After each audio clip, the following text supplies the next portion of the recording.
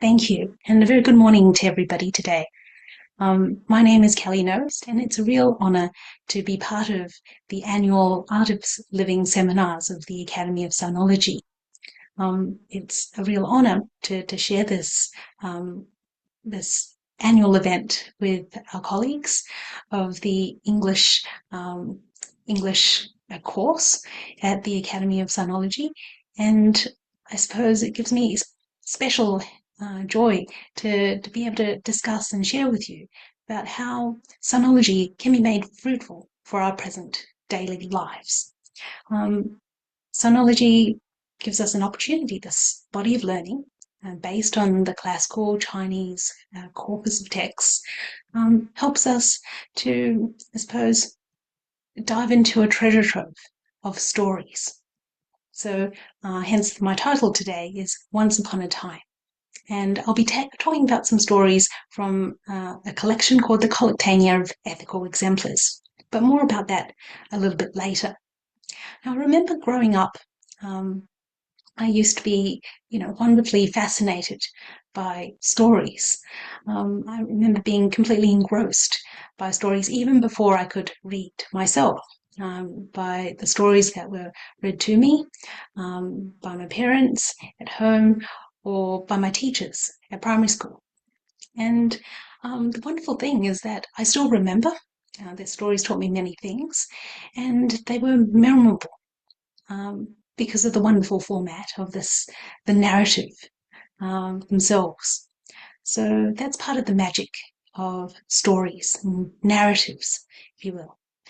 Now, stories and stories worth telling.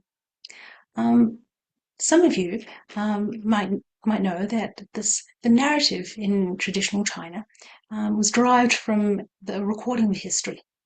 So we might have some ideas about how history is documented or how it's recorded today, but how history was recorded in the past in China was a little bit different.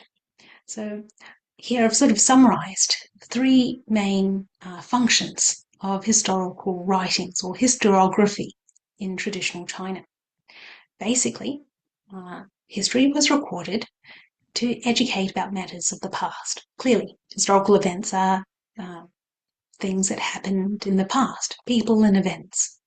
And most of you will know that, when we look at the history books, they're full of records about important people like the rulers, the ruling family.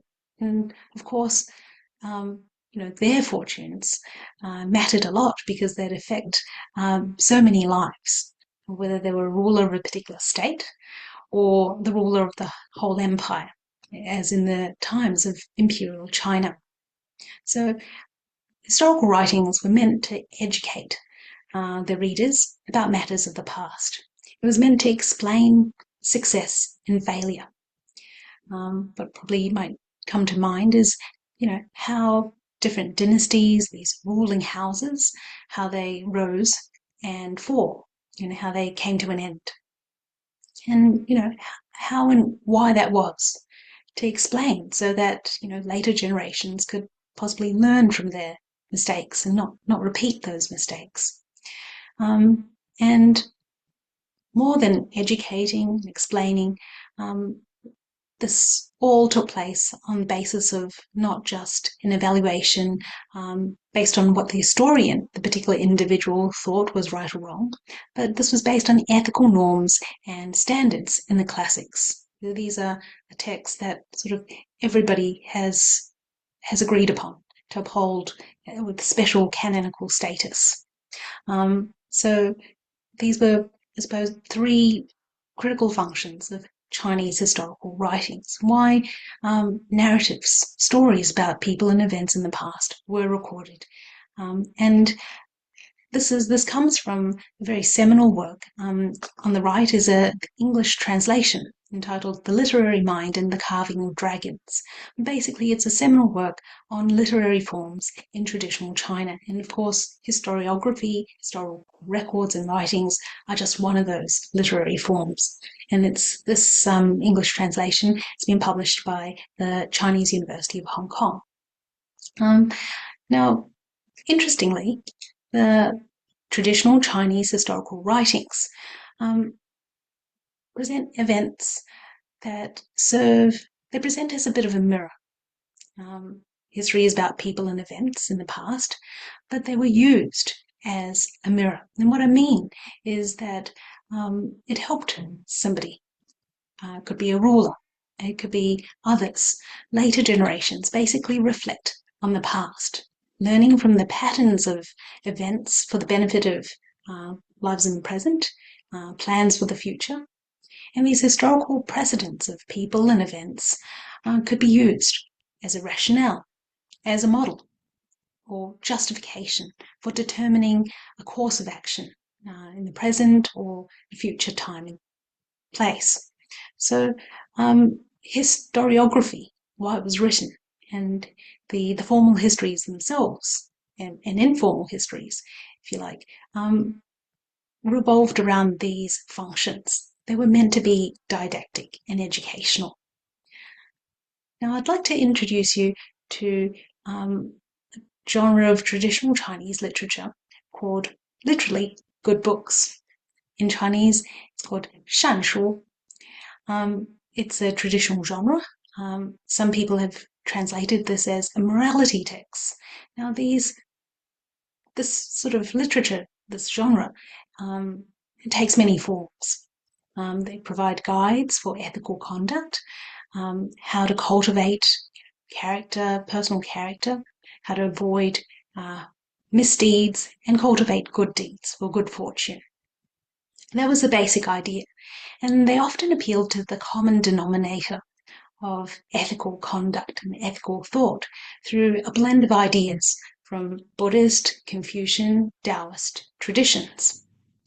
They proved extremely popular throughout the ages. They've been around for a very long time. They were particularly popular during the 16th and 17th centuries, during what is known as Ming China, and certainly they've enjoyed a revival of interest in recent decades. Now, at the core of the, what you could say is the philosophical and religious heart of Chinese thought, we find a general belief in what's called cosmic retribution, or in Chinese, this 感应 or 报应. And this has certainly been since the beginning of recorded history. So you have this genre of literature called good books, guiding ethical conduct, how good deeds are cultivated, how they lead to rewards in terms of good fortune, and how misdeeds lead to suffering and punishment.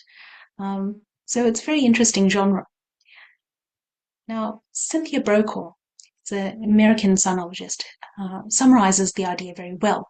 In simple terms, the belief in retribution, this cosmic retribution, is the faith that some force inevitably recompensed human behavior in a rational manner.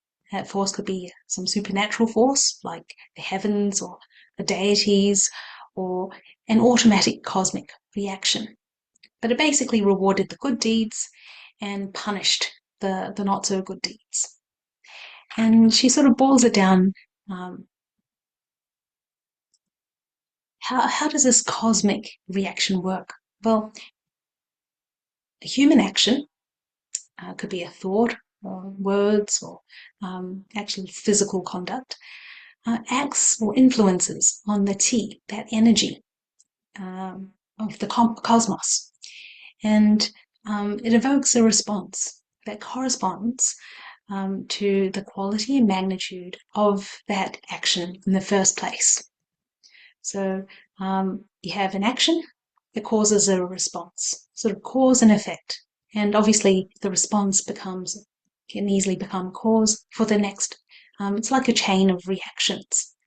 So this is essentially cosmic retribution. This fundamental idea underlying these good books that, doing good would lead to good results, and vice versa. Now, it reminds me very much of Newton's cradle, this idea of, a corresponding reward or punishment for personal actions. And this is certainly a pattern that we see in these traditional narratives, these stories. Pattern of retribution. It's not not too complicated, but basically you have the experience of reward or punishment by a person in the present or even a future lifetime due to their wholesome or unwholesome conduct, whether in thought or word or deed. Now, of course, this idea about cosmic retribution gained greater currency with the introduction of Buddhism in China around the 3rd century, and certainly by medieval times. Say that all major Chinese thought traditions, whatever their other philosophical or ethical differences, they all shared a basic faith in some form of cosmic retribution. So it wasn't, any particularly specific to a particular thought tradition or school of thought. This was something very commonly accepted and for a very, very long period of time, well established. Now, the collection of stories that I mentioned in the title is called the Collectanea of Ethical Exemplars. And this collection is just one form of the good books genre, the Shan Shu.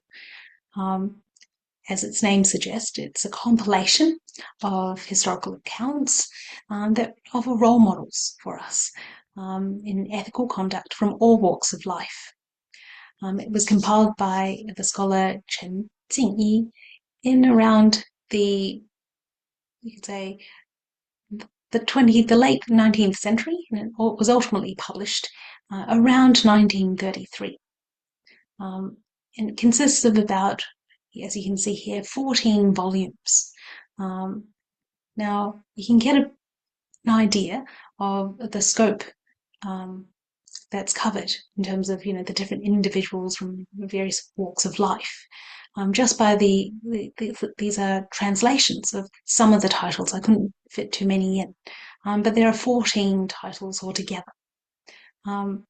There are stories. These stories are grouped by different social situations and roles. You have roles within the family, occupations in the community.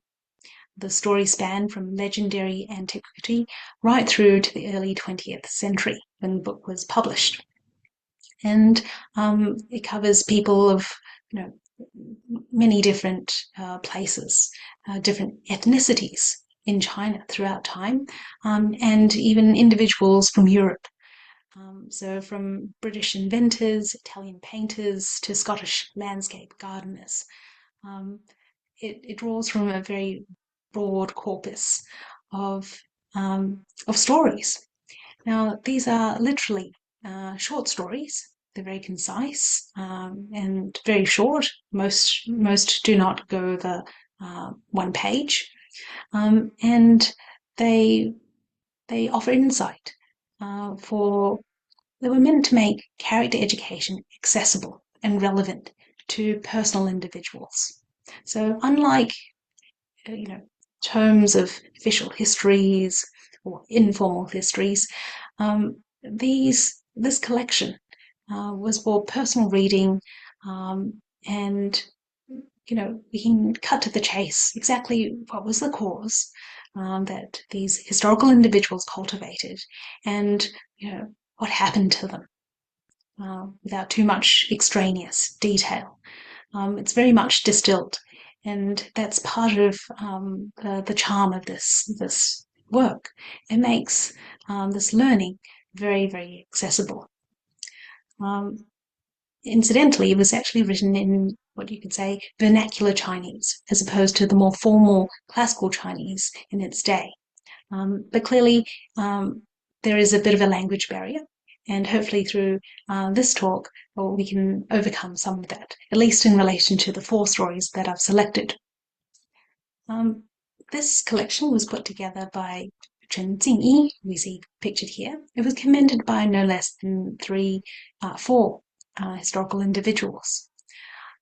This is the artist and philanthropist Wang Zhen, who contributed illustrations that appear in those volumes.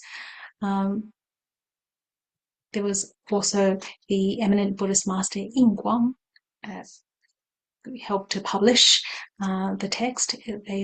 These people wrote prefaces to commend the text, as well as another scholar, Confucian scholar and advocate for moral instruction that we don't have an image photograph of. The name is Chong Yu. It's also been commended by a late Venerable Master Chen Kong. Sorry, I'm going backwards. There we go. Who, as many of you will know, was a major advocate in terms of the education for interfaith and intercultural harmony. He was a world leader in interfaith and intercultural harmony, and also co-founder of the Academy of Sinology. Now, without further ado, these are the 4 stories that I've selected to share with you today. And I've drawn them from two volumes in particular, the volume on historical accounts of women and virtuous conduct in the community. And we'll start with the first story that's called Fine Words Correct an Old Man. Well, in the volume, in each volume, they're sort of categorized here. We have stories about mothers, wives, daughters-in-law, widows, young daughters, older daughters. You get an idea that no stone is left unturned. Now, the story itself relates to a young wife or daughter-in-law, and Zhou Caimei is a merchant. He's arranged for his son to marry and gives the young couple some scales and measures. So basically handing down the tools of the trade. The Zhou family have this business. We don't have the detail of what was sold exactly, but this is what he did for the young couple. And he even teaches them exactly how to sell for more, so sell to others for more than the price paid, and how to buy from others for less than the price paid. So basically, the scales and measures were rigged. Now, as you can imagine, what sort of family was this? What sort of this, from the perspective of the young woman, what sort of family had she married into? And obviously, she was shocked by such fraudulent trade practices. It's nothing short of fraud. So what happens next? You never think. A, does she leave altogether? Refuse to take any part in the business? The family business is prosecuted to the authorities, or both A and B? You can have a think. The answer is both A and B. The daughter makes it very clear to her father-in-law, look, what you've been doing, what you're teaching us to do, really goes against ethical principles. Clearly not the right thing to do. And what this means is your descendants will be unethical too, and ultimately bring ruin to the family. And what's worse, people will blame me because I will have given birth to your grandchildren. And you're probably thinking, well, how does she know? How can she come up with such pessimistic forecast? How does she know that the descendants will turn out poorly? Well, other members of the Zhou family, carrying out the business, aren't exactly exemplars of virtue. So they're not setting any good ethical examples here. And as I mentioned before, there was general belief in cosmic retribution. So the idea that like attracts like, none of the existing family members were any definition of sustainable success, ripping customers off like that.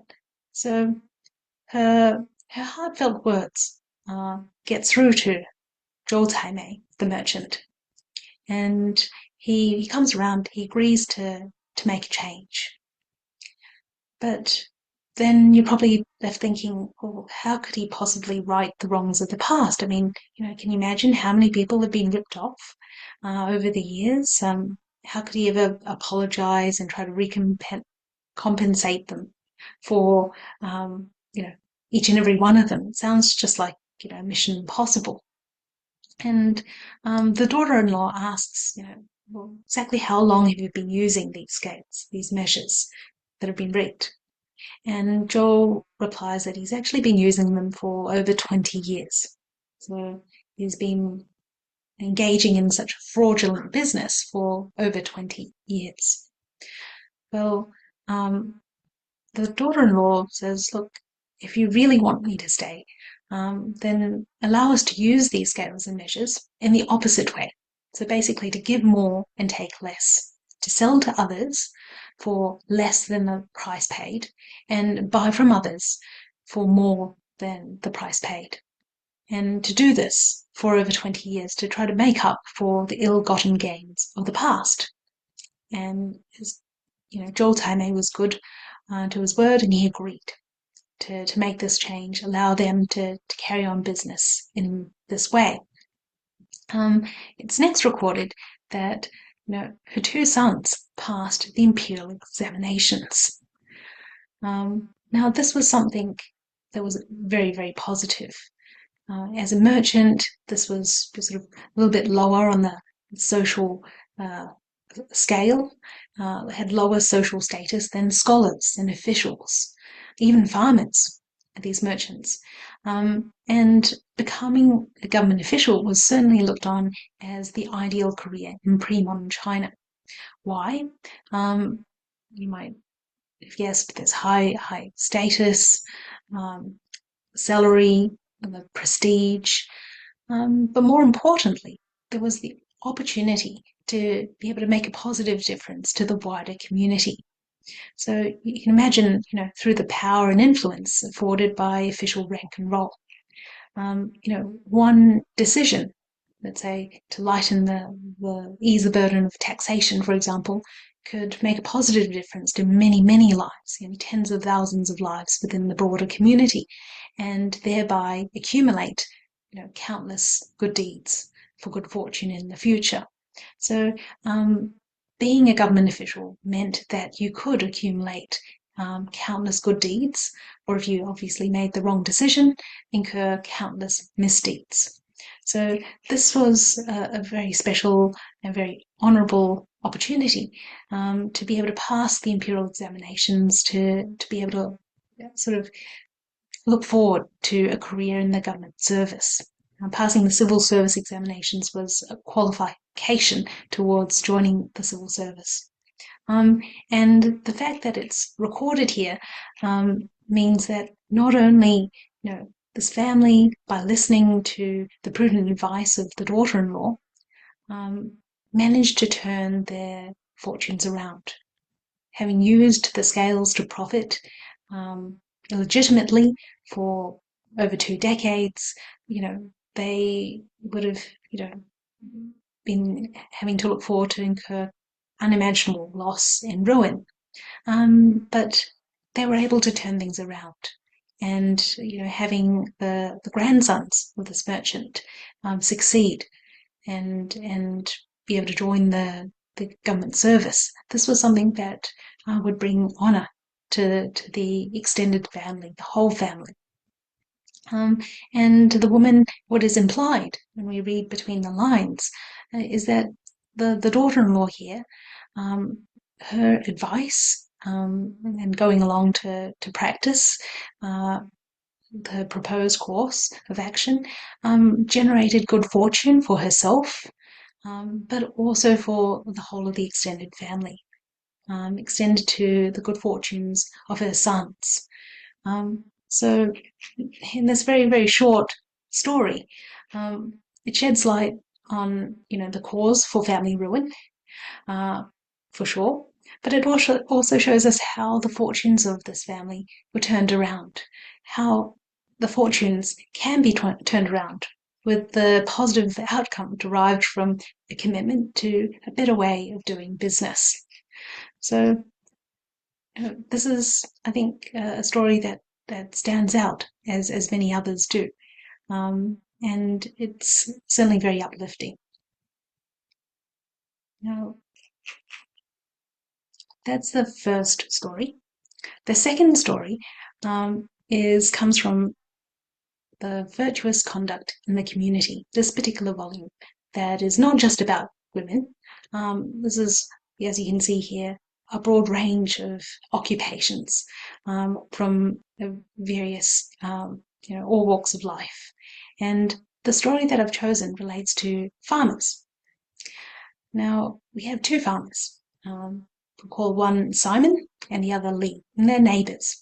In this particular place, Taixing County of Jiangsu province. They were neighbouring farmers. Simon had to rent his land from the Chen family, wealthy landowner, and unfortunately times became tough for his family, and when he couldn't afford to make the rent, he's forced to sell his tenancy. So, but unknown to him, unknown to Simon, Lee, his neighbour, has actually bribed the landowner to take over the land, and Lee forces Simon to sell for a fraction of the market price. So Simon really needed money. He was so desperate that he needed to sell his tenancy, and Lee took advantage by forcing him to sell for a fraction of the price. So you can imagine something like 10% of the market price, so a fraction. And it was grossly unfair. Simon is very, very angry. And to make matters worse, what happened was that, Lee and the people who helped him formalize the transaction, document the transaction, they sort of go out to celebrate with meat and wine. This sort of thing wasn't something that, people had on a day-to-day basis in those times. So Simon wants to follow them. He's a little bit curious, what are they doing together after the transaction, etc. But Lee prevents him from following them. He is quite clever. He has shares a drink with Simon, and so Simon can leave and doesn't follow them. But Simon is angry. He comes home. He tells his wife everything that has happened, and he vows to take revenge. Now his wife tries to reason with him. And she said, just put it down to our own bad luck. Making enemies is not going to help anything. But Simon doesn't listen. And he actually takes a torch. So we're not talking about a torchlight, but a piece of wood that has been ignited to basically set fire to Lee's house in the dark of the night. But as he approaches the house, Simon hears Lee's wife giving birth. And as much as he despises Lee for what he's done, he sort of can't bring himself to harm the mother and child. And so he throws the torch into the gutter and he goes home. He doesn't carry out his plans for revenge. Now he's left with very little money, no land to farm, and he ends up starting a small business to earn a living by making wine from fermented soy milk. Now, gradually, his small business prospers, and we find that Lee experiences, very opposite. Whereas Simon gradually prospers, he prospers with each day. Lee grows poorer by the day and finds himself in straitened circumstances, having to do the same thing that Simon did. He can't make the rent, and he has to give up the tenancy, try to sell the tenancy to raise some money. Now, for Simon, sees Lee and realizes, the time is ripe for taking revenge. He's been treated so badly in the past, and what does he do? He gives Lee a taste of his own medicine. Does exactly the same thing to force Lee to sell to him for a fraction of the price, even something maybe even lower than 10% of the market price. And he himself goes to celebrate with the people handling the transaction. And of course, they were a bit surprised, a bit shocked to see him after what Lee had done to him in the first place. And it leaves Lee feeling very angry. Now, of course, Lee never reflects on, he doesn't think about what he has done to Simon in the past. He just knows that he's enraged and he wants to take revenge. So what does he do? He gathers some oil for making lamp oil, for making a fire, puts it into a broken old pot, sets out in the middle of the night to set Simon's house on fire. But as he approaches the gate, Lee hears that Simon's wife is in labour. And in his moment of hesitation, he thinks he hears that someone's about to come out of the house. So he's afraid of being discovered. He throws the pot on the ground and runs home, runs away, leaves. And shortly thereafter, probably by the light of day in the morning, Simon happens to discover this broken pot, and he sees Lee's name etched into the bottom. And he realizes in that moment that actually, when he realizes what had happened, once upon a time he had gone to set Lee's house on fire, but only refrained from doing so when he heard Lee's wife giving birth. And now his own house and his own family, the lives of his own family have been saved for the same reason. His wife just gave birth last night. So he feels so grateful to have avoided death and disaster. He decides to change. He decides to bury the hatchet with Lee. Maybe it's not written down, but maybe he realizes that life's too short. Maybe he feels maybe an inkling of empathy for Lee, given that Simon's now become a new father himself, or whatever the reason. Simon goes to see Lee, and he apologizes, and even gives him 5,000 cash to make up for the terrible transaction that happened. Now, Lee is a bit guarded, a bit suspicious of Simon at first, but they end up going out to drink together. And Simon even tells Lee, look, your son was born at midnight that day, and my child was also born at midnight the night before last. So we must take care never to act out of any grievance and enmity between us ever again. The two of them pledge to be friends from then on. And Simon even tells the wine cellar, this is a public pledge in public, and he even tells the wine cellar that now that you've heard all of our story, you can tell others so they don't make the same mistake. So he hopes that no one else ends up making the same mistakes that they did, and nearly bringing about arson and loss of life and property, etc. And it's recorded that from then on, the two families prospered. They became very close friends, and they prospered. They became very wealthy. So this is quite a remarkable story, and it's no surprise that it's called, Enemies Become Friends. Now, what's striking in the story is the pattern of cosmic retribution. What we talked about before, this gani, this action and response. Now, Simon never knew that Lee had bribed the landowner, but he manages to do the same thing back to Lee. And Lee never knew that Simon had tried to set his house on fire. It was in the middle of the night, and he never discovered the torch in the gutter. But even though they didn't know, Simon took advantage of Lee in the same way, and Lee tries to set Simon's house on fire, and in much the same way. So we see these patterns there. What goes around comes around. Now, this vicious cycle of an eye for an eye it's really only resolved through self-reflection, when one or both parties has a moment of conscience and reflects on themselves and their own change, and being able to forgive the other.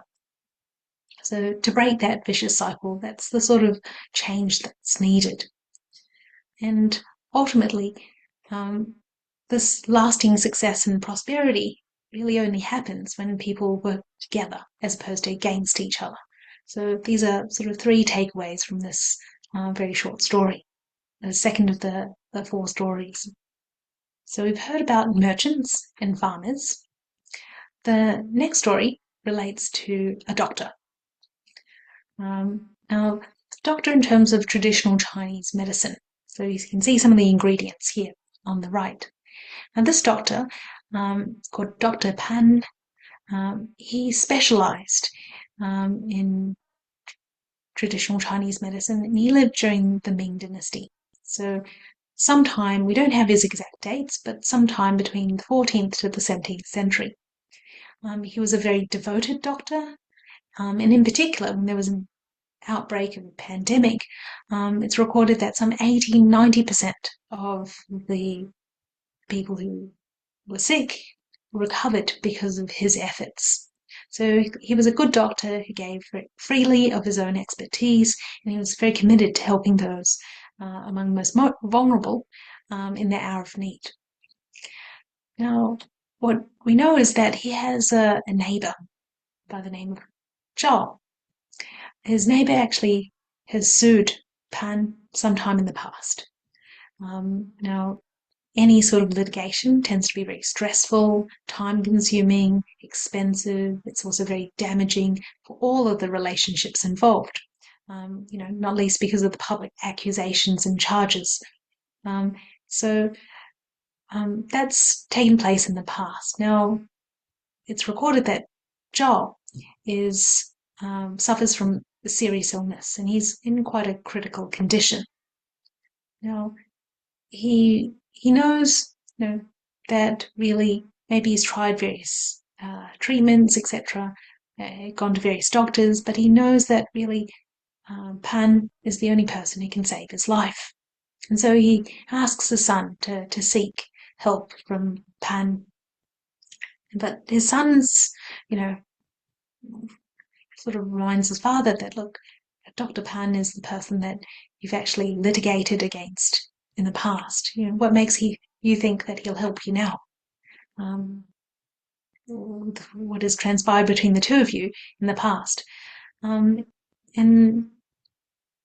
Joel replies to his son, look, yes, deep down he realizes that I've treated Pan terribly in the past, but he is a compassionate person. He's a doctor. He would never do anything to harm me. And so Joel is able to, his son takes Joel to see the doctor, and the doctor is able to ultimately cure him. So he gets a second lease on life. And what was the outcome for Pan? Well, his 3 sons rose to high office in the government service, so that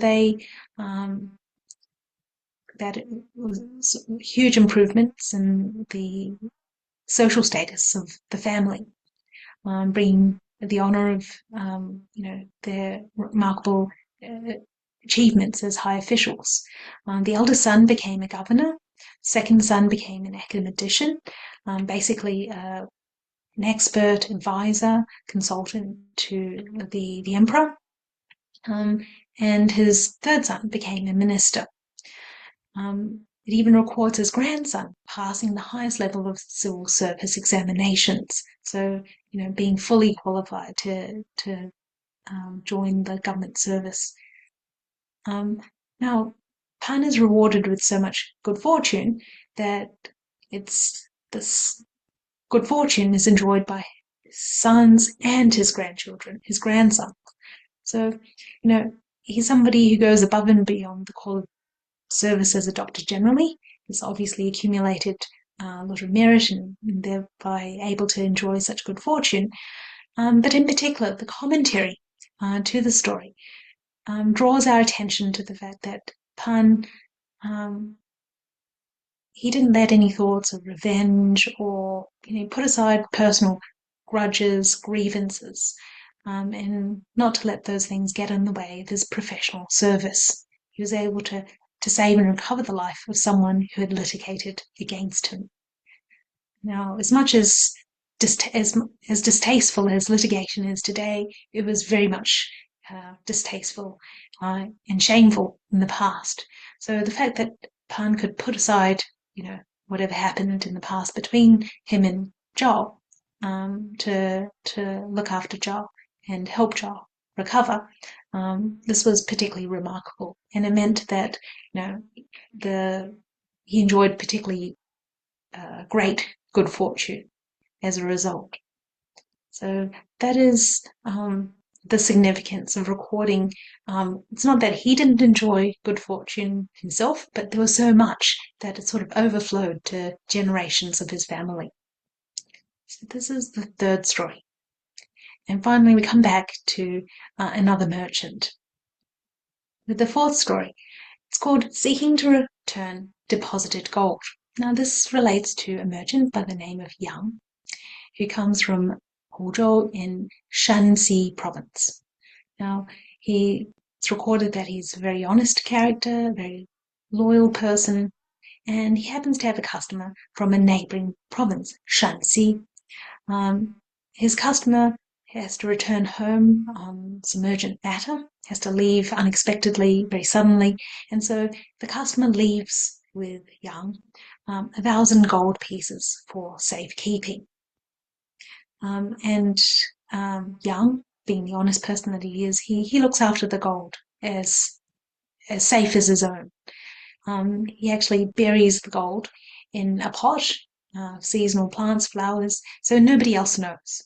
And it's safe, but time passes by, and it's 3 years without any word from the customer. The customer hasn't returned to claim the gold. So what does Yang do? He travels to Shanxi to try to return the gold to the customer. Now, in those days, traveling was not only difficult but dangerous. Can you imagine, carrying that much gold on you? You could be very easily a target for thieves, robbers along the way. But nevertheless, he makes the trip to Shanxi, and when he arrives there, he finds that the customer has actually passed away, and he survived by one son. And so what Yang did next was that he contacts the son, and he tries to return the gold to the customer's son. Now, Yang and the customer's son have never met each other, and the son doesn't dare to accept the gold from a stranger. But Yang explains that this is actually your father's property, your father's gold. He's left it with me when he had to leave in such a hurry, and I need to return it to you. And so the son realizes and expresses the utmost gratitude, and ultimately accepts it. And Yang, it's recorded that his descendants achieve honourable roles in the government service. It seems to be a fairly common outcome for all the stories today. His son becomes instructor to the Crown Prince, his grandson becomes the Minister for Revenue, and his great-grandson becomes historian at Hanlin Academy. So a bit of an elite think tank under the central government, advising the emperor, etc. So what we can take away in conclusion is that, in a way, you could say that the natural law of this cosmic retribution, cause and effect, is a bit like gravity. It's invisible, but its effect is no less experienced by everyone, everywhere throughout time. And by virtue of this cause and effect, a person can change their fortunes, and even the fortunes of the extended family, through their own actions and deeds and thoughts.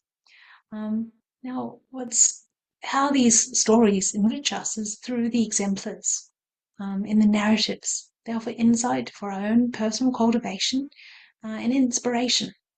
How exactly do we go about avoiding the misdeeds and cultivating the good deeds? And they sort of shed light on uh, contemporary role models and the people around us. So, why these stories help and why they work through the lens of modern developmental psychology. Um, Martin Hoffman tells us that moral development can and does develop through empathy. These stories connect with us when we see this discrepancy between, the victim's character and what happens to them. A good person might suffer badly, for example. This apparent violation of uh, reciprocity or justice.